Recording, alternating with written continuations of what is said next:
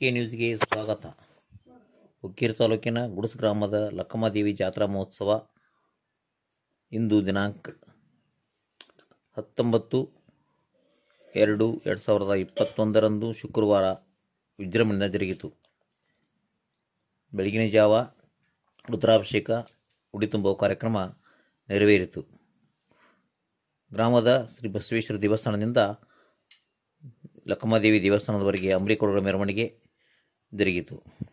ಘಟಪ್ರಭಾ ಹೊಸಮಠದ ಪೂಜ್ಯ ಶ್ರೀ ವಿರೂಪಾಕ್ಷ ದೇವರ ಸಾನ್ನಿಧ್ಯದಲ್ಲಿ ವಿಶೇಷ ಅಲಂಕಾರ ಪೂಜೆ ಜರುಗಿತು. ಮಹಾಪ್ರಸಾದ ಜರುಗಿತು.